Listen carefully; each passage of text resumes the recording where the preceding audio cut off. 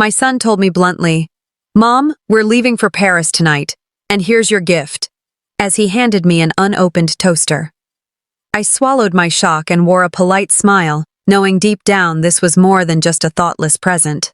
That day, I realized it was time to stop being invisible in my own family and start fighting for the respect I deserve. But this is only the beginning of a long battle that will change everything. Before I continue the story, please subscribe to the channel and leave a comment letting me know where you're watching from. It was a warm May morning in Houston, the kind that carried the smell of blooming jasmine from the neighbor's fence. I woke up earlier than usual, my mind gently buzzing with the thought, "Today is my birthday." The living room was quiet, except for the ticking clock above the mantel. My neighbor Martha had snuck in last night after I went to bed to hang a few balloons and place a small vase of daisies on the coffee table. She'd done it every year since my husband passed away, and it made the space feel less lonely. The sunlight streamed through the lace curtains, lighting up the worn rug and the soft indentations on the couch where I spent most evenings reading. I made myself a cup of tea, glancing now and then at the framed photo of my son Lucas on his graduation day. Lately, I'd noticed the calls had grown shorter, the visits less frequent. Still, I told myself not to read too much into it. They have busy lives. People drift a little, but love stays the same.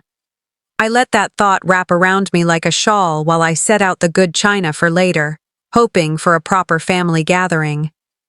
By mid-morning, I heard the crunch of tires on the driveway. Lucas and his wife Serena stepped inside with bright smiles and a faint smell of airport perfume. "Happy birthday, Mom," Lucas said, giving me a quick hug before stepping back. Serena handed me a gift bag, her manicured nails catching the light. I pulled out the box. It was a toaster. A regular 2-slot toaster, the kind you could buy at the corner store. The price sticker was still stuck to the side. Before I could say anything, Lucas cleared his throat. "We can't stay long," he said. "We're catching a flight to Paris tonight. Been planning this trip for months. Finally worked out with Serena's schedule." A polite smile fixed itself on my face, though my chest tightened. "Paris. That sounds wonderful," I said, trying to match their enthusiasm. Serena leaned against the doorway, scrolling on her phone. "It's been on our bucket list forever," she added, her tone light but her eyes elsewhere. We chatted briefly, about the weather, about their dog, and then they stood to leave. "We'll call you when we land," Lucas promised, already glancing toward the door. I carried the toaster into the kitchen, sliding it into the back of the cabinet behind the old crock-pot. The quiet came rushing back as their car pulled out of the driveway. I stood on the porch, the balloons swaying faintly behind me. A part of me wanted to run after them, to tell them that birthdays aren't about the price tag but about presence, about showing up. Instead, I watched the dust settle in the sunlight. Somewhere beneath the sting, a thought formed, small, sharp, and certain. This birthday would be the last time I let them decide how much I mattered. I didn't know it then, but by the end of that week, my will would be rewritten. Monday morning arrived under a low gray sky, the kind that made the air feel heavier than it was. I sat at the kitchen table, hands wrapped around a mug of coffee that had already begun to cool. Across from me, on the counter, the toaster sat in its box. Unopened, immovable, like an accusation I hadn't asked for. I had pushed it out of sight yesterday, but somehow it had found its way back to the counter. Maybe I'd set it there without thinking, or maybe I wanted it there to remind me of what had been said without being said. Birthdays were supposed to feel warm. This one had left a chill that no cup of coffee could thaw. Beside the mug was a postcard, glossy, colorful, still unsent. Martha, my neighbor, had slipped it into my hand after Lucas and Serena drove away on Saturday. She said she'd picked it up from a travel shop downtown, just because it was pretty. On the front, the Eiffel Tower under a summer sky. On the back, a blank space for words. I hadn't been able to look at it without thinking about the flight they were probably boarding right now. The phone rang, breaking the silence. It was Lorraine. My older sister had a way of cutting to the truth before I could brace myself. "Have you heard the news?" she asked without preamble. I told her I had, that Lucas and Serena were off to Paris. I tried to keep my tone light, but I could hear the catch in my voice. "Oh, I don't mean just the trip," she said, her voice tightening. "I'm talking about Serena's little post on Facebook, something about finally traveling first class, thanks to the family fund." The words landed heavy. "Family fund?" I asked, though I already knew. "She tagged Lucas," Lorraine continued. "And you know as well as I do what she meant." My fingers tightened around the phone. My late husband's inheritance account, the one I'd left untouched for years with the understanding that it was for emergencies, for family needs, not luxuries. The coffee had gone cold in my hand. After we hung up, I found myself walking to the study. I told myself I was just looking for old tax records, but my hands bypassed the cabinet marked finances and went straight to the bottom drawer. I pulled out the heavy manila folder that had been there for decades. Inside, the original will, the trust documents, all the papers my husband and I had signed back when we believed in certain promises. My fingers brushed over the dates, the signatures, the clauses about care and security. I thought of the years I'd worked double shifts at the hospital so Lucas could graduate debt-free. The vacations I didn't take. The Christmases I spent alone in the break room because someone had to cover the night shift. And then, a memory. 5 years ago, sitting on the back porch with Lucas. He'd said, "Don't worry, Mom. When you retire, I'll take care of you."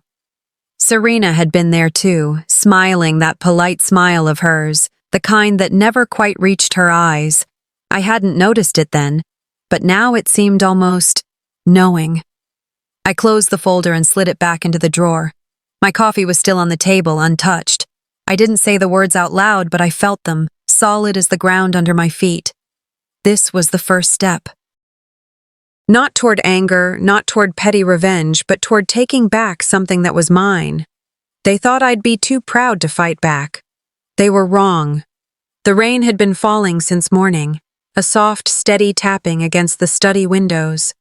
It wasn't the kind of rain that washed things clean, more like the kind that lingered, seeping into the air, making everything feel heavier. I sat at my desk, a scatter of old photographs and neatly stacked legal papers spread in front of me. In the center lay an envelope, the paper worn to a buttery softness, my late husband's handwriting looping across it in the bold, steady strokes I used to trace with my fingertips. I let my hand hover over it, as if touching it might summon his voice. I opened it slowly, careful not to tear the edges. Inside were more photographs. Marcus as a boy, gap-toothed and grinning, holding the ribbon from his first spelling bee. Me, younger, standing beside him, my arm around his shoulder. Serena wasn't in any of these. Back then, the space beside him had belonged to me.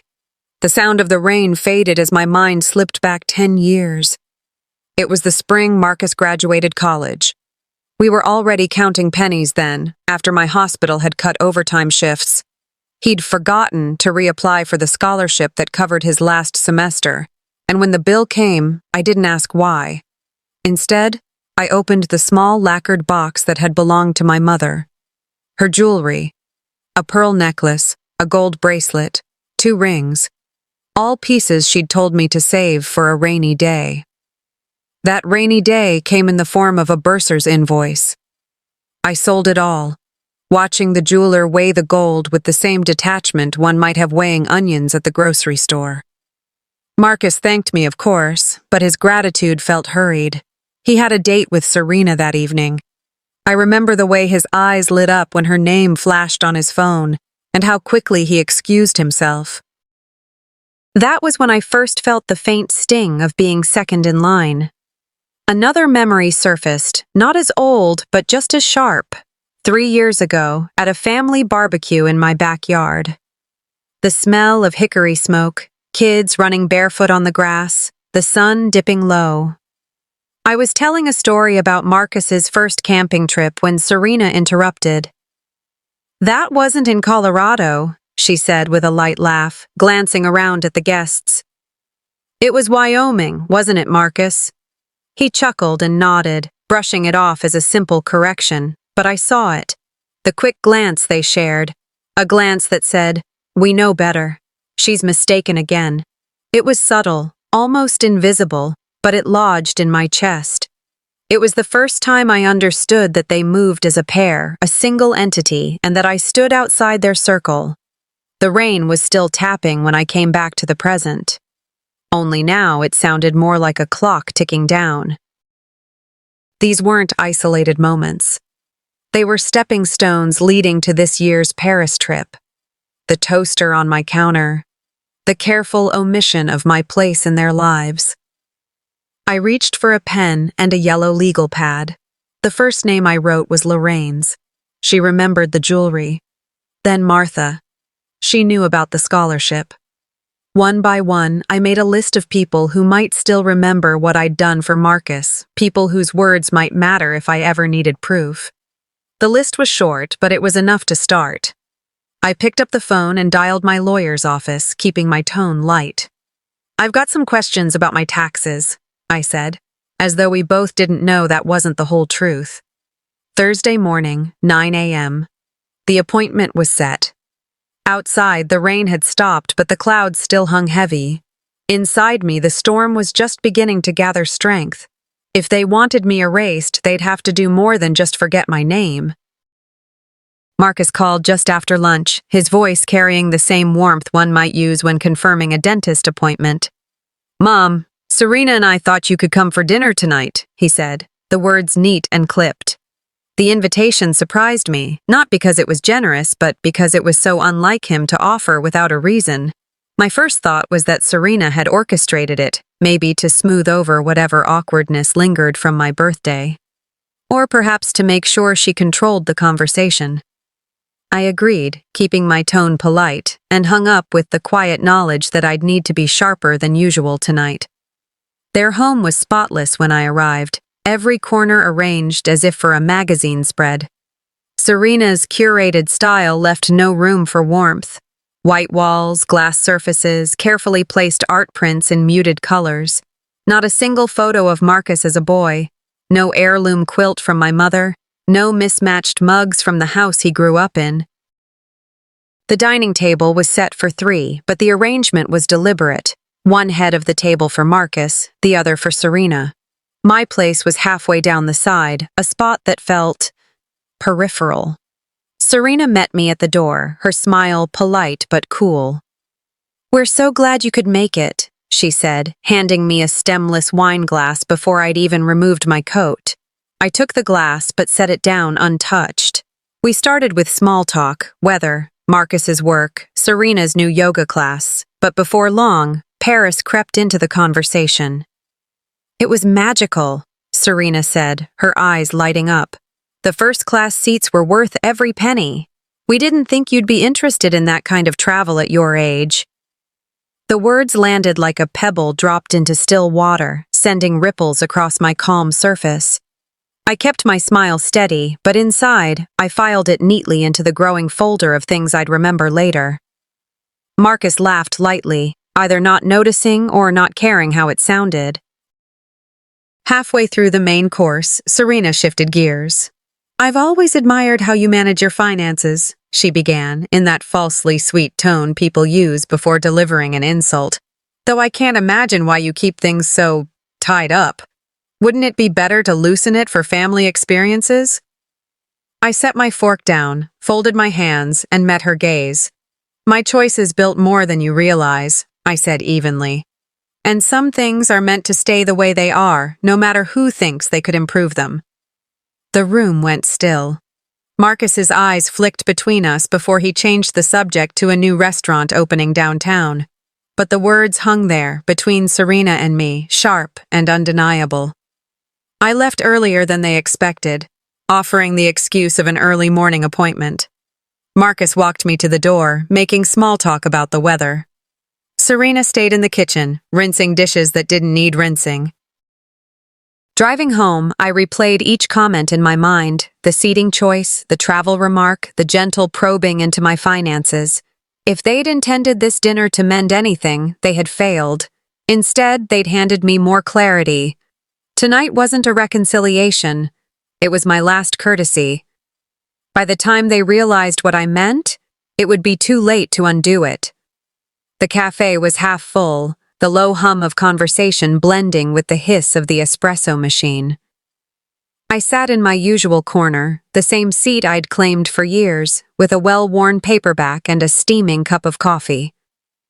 It was a sanctuary of sorts, a place where I could disappear in plain sight.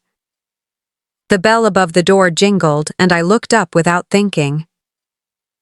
Marcus stood there, scanning the room, his eyes landing on my car through the window before finding me. His surprise looked genuine, but there was a pause, a hesitation, before he walked over. "Mom," he said with a tight smile, as if testing the waters. I motioned to the empty chair. "Marcus." He sat, his shoulders stiff, his hands folded like a man bracing for impact. We began with polite nothings, work updates, weather, how the neighborhood was changing, but the undercurrent was there, pulling us both toward the inevitable. "Serena feels excluded," he said after a pause, as if the words weighed something. "From family decisions." I set my coffee down slowly. "Family decisions? Marcus, I've included her every chance I got, sometimes at the expense of my own comfort." His brow furrowed. "That's not how she remembers it." "Then perhaps she remembers what suits her," I replied evenly. The air shifted. He leaned back, tilting his head slightly, studying me. "You've always said you value fairness, but lately, I wonder if your sense of fairness has changed." I leaned forward, meeting his gaze without flinching.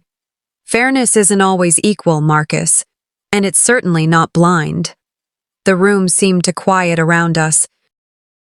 A young couple at the next table stopped mid-sentence, sensing the change in tone. Marcus glanced away, embarrassed, but I didn't let the silence soften what I'd said. For years, I'd chosen my battles, swallowed words, and let slights pass to keep the peace. But the line had been crossed long before Paris, long before the toaster. "I won't tolerate being treated as an afterthought in my own family," I said, my voice steady. "Not anymore." He opened his mouth, but I raised a hand slightly. Not to silence him, but to make it clear I was finished. "You can choose how you treat me, Marcus, but I will choose how I respond." His jaw worked as if he wanted to argue, but no words came. I took the last sip of my coffee, left the exact change on the table, and stood. "Enjoy your afternoon," I said, my tone polite but final. The sun was warm on my face as I stepped outside, and for the first time in a long while I felt light, unburdened by the weight of things unsaid. He thought I was bluffing. He'd soon learn otherwise. The call came just after lunch. Marcus's voice was overly smooth, like he'd practiced. "Mom, we'd like you to come over for dinner tonight. Just the three of us. We should clear the air." I knew that tone. It wasn't an invitation. It was a stage being set. "Of course," I said, already knowing what I'd bring. Not a dessert, not a bottle of wine, something far less sweet. I spent the afternoon at my desk, choosing a single manila envelope from the drawer. Inside, copies of property deeds, bank statements, and the trust documents with my name, and only my name, on every line that mattered. If they wanted to talk about fairness, we'd talk about facts. Their home was immaculate, as always, with Serena's fingerprints on every polished surface. She greeted me with a warm smile that didn't quite touch her eyes. "So glad you could make it," she said, guiding me to the dining room. The table was flawless, candles lit, silverware perfectly aligned, plates in a color scheme that looked pulled from a magazine. It was a performance. We began with small talk. The weather, a new restaurant downtown, some charity event Serena might attend. I nodded, smiled, played my part. I was waiting. Halfway through the main course, Serena placed her fork down delicately and folded her hands. You know, with the way families can get complicated, it might be good to have clarity about the future. Marcus chimed in, his tone rehearsed. Yeah, Mom. We just think it's best to have clear terms in place. Avoid confusion later. The subtext wasn't subtle. They weren't asking about my health or my wishes. They were circling the topic of inheritance like vultures with perfect posture. I felt the old irritation rise, but I kept my expression smooth. Without a word, I reached into my bag and pulled out the manila envelope. I placed it on the table, sliding it forward until it stopped in front of Serena's perfectly folded hands. She hesitated, then opened it. Her eyes flicked over the documents. These, I said evenly, are the deeds to my house, the statements from my accounts, and the trust documents your father and I signed before you were even married, Marcus. They are in my name, solely. Serena's smile stiffened, her gaze darting to Marcus. He looked down at his plate. I believe, I added. This makes things perfectly clear. No raised voice, no tremor in my hands, just the clean sound of truth laid bare. Dessert was mentioned but not served. I stood, smoothing my jacket. Thank you for dinner, I said politely. I left the envelope on the table where the candlelight could catch it. Let them sit with it. Let it sink in. The night air outside was cooler than I expected, almost refreshing. As I walked to my car, I felt no need to look back. They thought they knew the rules. I'd just rewritten them. The text from Serena came mid-morning, short and deliberately casual. Can we talk? Just you and me, private. No Marcus, no group dinner. That told me more than the words did. She wanted control of the setting, the conversation, and perhaps the outcome. I agreed, but I chose the location. A small downtown Austin cafe I'd frequented for years, the kind of place where the baristas knew my name. Neutral ground. Plenty of witnesses. When I arrived, Serena was already there, sitting by the window. Her posture was impeccable, her outfit meticulously chosen. She greeted me with a bright smile, one that didn't quite reach her eyes. We started with pleasantries. She complimented my scarf, asked about my garden, made a few observations about the weather, as if we were strangers at a charity luncheon. Then came the shift. You know, she began softly, leaning forward. Family harmony is so important, especially as we move forward. I just hope nothing gets complicated with the finances. Marcus and I worry about misunderstandings. I sipped my tea, letting her fill the silence. Her voice grew smoother, the words more pointed. It's just, sometimes people make decisions that unintentionally hurt those they love. It was a threat dressed in silk. When she paused to stir her coffee, I reached into my bag and slid a single folded sheet across the table. Since we're talking about avoiding misunderstandings, I said, perhaps you should read this. It was a printed copy of an email chain, her and a lawyer, discussing how to fast-track the transfer of my assets. Dates, times, subject lines, nothing doctored, nothing deniable. Her eyes scanned the page, then flicked up to mine. The confidence wavered. You went through my... she began. No, I cut in. It was sent to me. By someone who thought I should know exactly what you've been planning. Her hands trembled slightly as she set the paper down. She forced a light laugh, but it cracked at the edges. You're misunderstanding. I'm not, I said quietly. And you should also know, this is just one of several documents I've kept. The next ones might be read by people outside the family. The cafe noise seemed to fade, leaving only the space between us. Serena avoided my gaze, staring at her untouched coffee instead. I stood, pulling a few bills from my wallet and setting them beside the check. This one's on me, I said, my tone even. Consider it a courtesy. I walked toward the door without glancing back. My reflection in the glass showed a calm face, steady eyes. They wanted a war. I'd already chosen the battlefield. The day had been thick with tension, and the evening felt even heavier when Marcus called an emergency family meeting. The words alone stirred something deep inside me, a mix of dread and determination. I wasn't sure what they intended, but I knew it would be another battleground. I arrived at their home, the place that once felt like family, now staged for confrontation. Walking into the dining room, I immediately noticed the seating. Serena sat confidently to Marcus's right, a position of power and alliance. I was seated at the far end, deliberately distanced, almost exiled. A few extended relatives were scattered around, their expressions guarded and uncertain. The arrangement spoke volumes before a single word was said. Marcus began with a rehearsed calmness, his voice smooth but edged with an undercurrent of accusation. "Mom, we've been talking, and frankly, your recent behavior has been destabilizing the family. It's causing tension where there shouldn't be any." Serena quickly picked up the thread, her tone sugary but sharp. "Yes, it's becoming difficult to move forward with estate planning when you're so uncooperative. We're all trying to find common ground, but it feels like you're pulling away."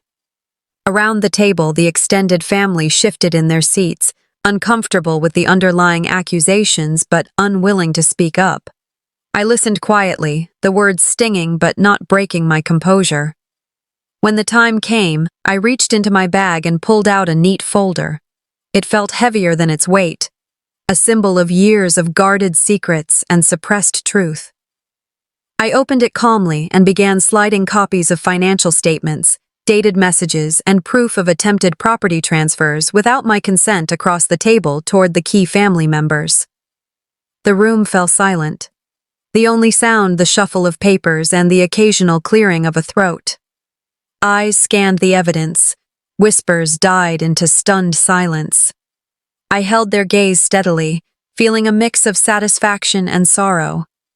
Serena attempted to discredit the documents, her voice raising slightly in desperation. "Those can't be real.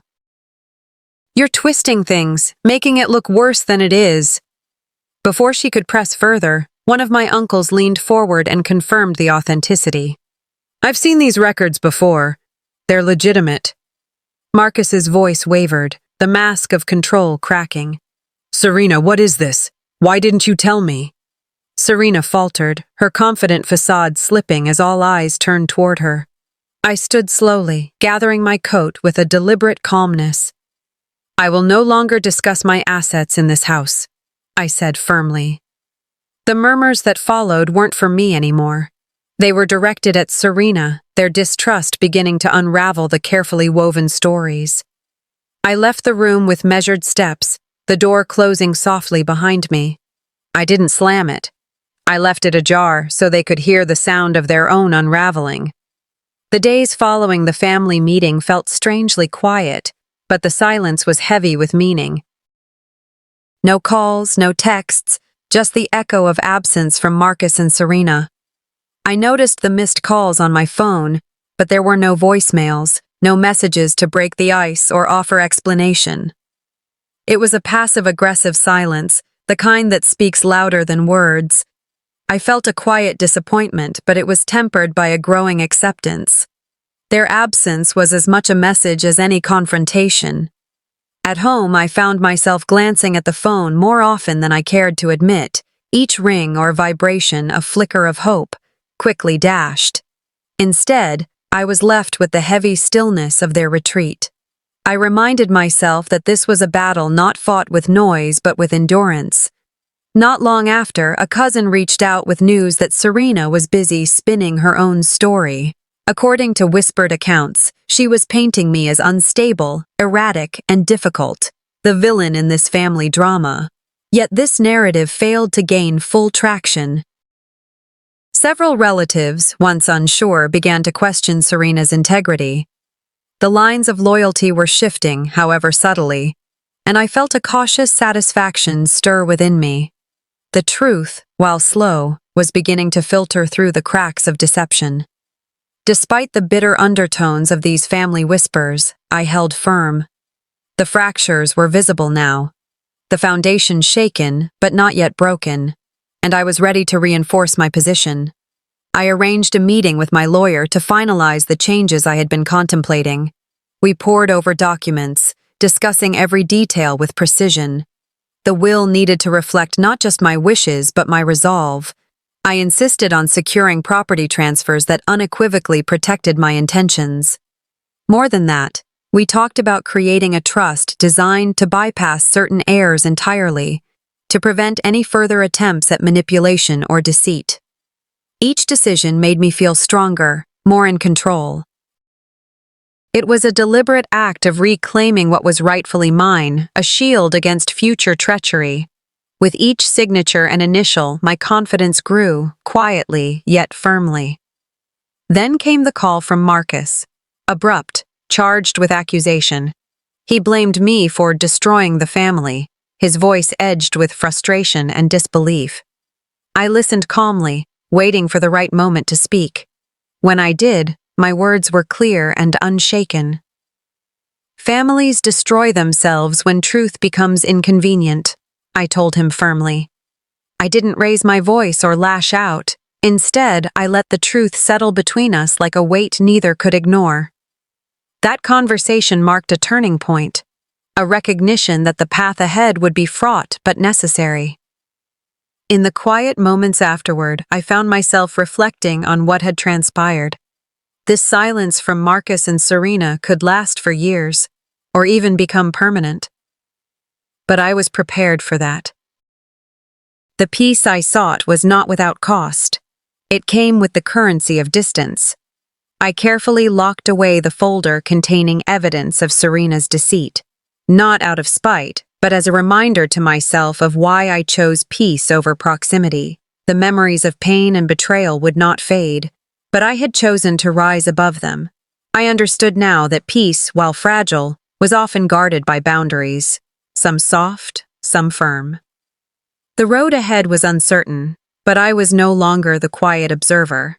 I had found my voice, my strength, and a new kind of peace. It wasn't perfect, and it wasn't without scars, but it was mine. 2 weeks had passed since my meeting with the lawyer, and the atmosphere around me was beginning to shift in subtle but undeniable ways. It started with a call from a longtime family friend, someone who had known me and Marcus since before Serena had entered our lives. Her voice was warm, full of empathy, as she offered her support. She told me quietly that others in our community had taken notice of Serena's actions, the quiet manipulations that had frayed the family bonds. More than that, she mentioned that Marcus's once sturdy reputation was starting to crumble beneath the surface, his image quietly eroding as whispers of discord spread. Hearing this brought an unexpected comfort, a sense that I was not alone in this battle. It was a quiet validation, a reminder that my struggles were seen and understood by those who mattered. The knowledge gave me warmth in my chest, a spark of hope I hadn't realized I needed. A few days later, the local community newsletter published a feature about my decades of charitable work in Austin. The article was respectful and understated, highlighting the impact I'd made in supporting local causes, mentoring younger women, and fostering community growth. It carefully avoided any mention of Marcus or Serena, focusing solely on the woman who had quietly given back over the years. The effect was immediate and tangible. Neighbors I'd only nodded to in passing began approaching me with genuine smiles and kind words. Some thanked me for my contributions. Others asked how they could get involved. It felt like reclaiming a piece of myself that had been overshadowed for too long. A renewed sense of self-worth blossoming quietly but firmly. Despite the growing support around me, Serena's grip was slipping. I heard through mutual acquaintances that cracks had started to show in her carefully maintained facade. Stories she'd told about her role in the family's financial matters began to unravel, inconsistencies coming to light that raised questions among her social circle. The more she tried to control the narrative, the more it slipped through her fingers. This news settled into me like a sweet, restrained satisfaction. I didn't need to say a word. The truth was now working silently but effectively against her. I felt a calm confidence growing inside me, the kind born from knowing that the foundation of deceit was weakening. One evening, I accepted an invitation to speak at a local event focused on aging with dignity and self-respect. Standing before the room of attentive faces, I shared my lessons learned about resilience, about standing firm in your truth, about the power of quiet strength. I carefully avoided naming anyone directly, but those who knew my story could read between the lines. As the applause echoed, I felt a symbolic reclaiming of my voice, my place in the community, and in my own life. Pride swelled in me, tempered by humility. This wasn't about triumphing over others, but about embracing the power of self-respect and dignity. Then came the final confirmation. A discreet letter from my attorney arrived, affirming that the trust documents were now finalized and legally unassailable. I tucked the letter into my desk drawer with a calm certainty. The preparations were complete. The reckoning that I had long anticipated was close at hand. As I sat in my quiet home that evening, I thought about the tide, how it moves not with force, but with inevitability. When the tide turns, you don't have to push against the current. You simply step aside and let it carry the truth where it belongs. I was ready for that moment. The morning sun filtered softly through the curtains as I prepared myself for what I knew would be a pivotal day. The air was crisp, early spring unfolding around my quiet Austin home. Today, Marcus and Serena were to arrive at my attorney's office, summoned under the guise of finalizing estate matters. But the truth was far from routine. This was the reckoning, the moment when everything I had guarded and fought for would finally be laid bare. As I drove to the law office, my thoughts swirled with a mix of anticipation and calm control. The hours of sleepless nights and silent confrontations had led me here. This meeting was not a mere formality, it was a testament to my resolve. The conference room was cool and professional, a stark contrast to the emotional storm swirling beneath the surface. Marcus and Serena arrived, their expressions a mixture of expectation and confidence, clearly believing they would find reassurance. Instead, the attorney's voice broke the silence, steady and measured, as he began reading the updated will aloud.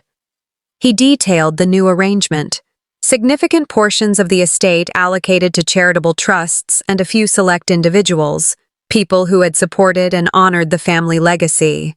Marcus and Serena's names were notably absent from the primary inheritances. The room grew heavy with tension, their surprise barely masked. I watched their faces as cold shock registered on Marcus's features, and Serena's composed mask flickered with veiled anger. It was the moment I had envisioned, proof that their actions had consequences. Marcus was the first to break the silence, his voice laced with disbelief. Serena followed, her anger veiled but unmistakable as they questioned my judgment and implied that I had been unduly influenced in making these decisions. I held my ground, unwavering. Calmly, I recounted the specific actions they had taken, the lies, the manipulations, the disrespect. I named dates, referenced conversations, and even repeated some of their own words, each detail a nail sealing their fate in my decision. The weight of truth settled over the room, and with each revelation, I felt a cathartic release washing over me. This was not just about money, it was about respect, dignity, and the undeniable fact that they had pushed me to this breaking point. Without raising my voice or engaging in further argument, I stood, signaling the end of the meeting. The silence that followed was thick with unspoken words and shattered expectations. I made it clear, without saying much, that this discussion was over. As I left the building, I felt a weight lift from my shoulders, a final burden lifted. The rift between us would likely remain permanent, but I no longer feared the divide. There was a solemn vindication in walking away, knowing I had secured my dignity and taken control of my own story. Back at home, I found solace in the simple acts of tending my garden. The earth beneath my fingers grounded me, a reminder that peace doesn't always come from mending broken relationships, but from nurturing one's own sense of self-worth and respect. The air in the room seemed lighter, the future uncertain yet unmistakably mine again. Some doors don't need slamming, they simply close, and you never feel the need to open them again. The morning sunlight spilled gently through the curtains, casting a soft glow over the quiet house. For the first time in years, the silence that surrounded me didn't feel like an empty void, but rather a blanket of freedom and peace. I woke slowly to the gentle chirping of birds outside my window, a subtle reminder that life moves forward, that every dawn brings new hope. The legal battles that had consumed so much of my energy and heartache were finally behind me. The weight of uncertainty had lifted, and I could breathe deeply without the tightness that once gripped my chest. I moved quietly through the house, savoring the calm that filled every room. The echo of past conflicts seemed distant now, replaced by a sense of serenity and gratitude for the strength I had found within myself. It wasn't about victory over others anymore. It was about reclaiming my own dignity and space in this world. Later that afternoon, I stepped out into my garden, the earth cool and rich beneath my fingers. With careful hands, I planted new flowers, vibrant blooms that symbolized a fresh chapter in my life. Each seed carried a promise of growth, renewal, and beauty blossoming even after hardship. The familiar scent of soil mingled with the warm breeze, grounding me in the present moment. A neighbor approached, carrying a homemade pie wrapped in a cheerful cloth. She smiled warmly, reminding me of the connections and kindness that had quietly endured throughout my struggles. I accepted the gift with genuine appreciation, feeling the comforting presence of community, the extended family I had sometimes overlooked in the chaos of my personal battles. Her simple act of generosity was a balm to my spirit, reinforcing the truth that support often comes from unexpected places. In the days that followed, I visited the local community center to meet with the director and present the first donation from my revised estate plan. Walking through the bright halls filled with the laughter of children and the chatter of families, I felt a deep sense of purpose. The director's gratitude was heartfelt as she explained how many lives would be touched by this contribution, families struggling to find stability, to create memories, and to build futures. My decision to redirect my legacy toward giving back brought a pride that was both humbling and empowering. The community center buzzed with hope and resilience, and I was honored to play a part in its story. This was a new kind of inheritance, one that extended beyond the confines of blood and betrayal. It was a testament to the power of choosing what matters most. That evening, I hosted a small dinner at my home with close friends and a few relatives who had stood steadfast by my side throughout the ordeal. The house, once heavy with tension, now brimmed with laughter and warmth. Stories were shared, memories revisited, and joy rediscovered. It was a gathering that felt genuine and whole, a true family forged not by obligation, but by love and loyalty. As I watched the faces around the table, I felt an overwhelming sense of belonging and contentment. The fractures that once seemed insurmountable had shifted into a mosaic of new beginnings and understanding. This was a circle I could embrace without fear or regret. Later, sitting alone by the window, I reflected on the journey that had brought me here. Family, I realized, was not merely defined by blood, but by the people who choose to stand beside you in life's most challenging moments. I no longer felt the need to look back with bitterness or longing. Instead, I looked ahead with a heart full of peace and fulfillment. The sun dipped lower, casting golden hues across the sky as I whispered to myself, I didn't just rewrite my will. I rewrote my life, and this time, it's exactly how I want it. As I close this chapter of my life, I want to share with you a simple truth I've learned. Strength often comes from the quiet moments of standing up for yourself, even when it feels like the world is against you. This story isn't just about family or inheritance, it's about reclaiming your dignity, knowing your worth, and choosing peace on your own terms. Life will challenge us in unexpected ways, but how we respond defines us. What boundaries are you ready to set for your own well-being? How do you find strength in moments of betrayal or hurt? If this story touched your heart or made you think, please subscribe to the channel and share your thoughts in the comments. Maybe tell me where you're watching from or what part resonated most with you. And if this video wasn't quite your cup of tea, I'd love to know why. Your voice matters here. Together, let's keep sharing stories that inspire and uplift.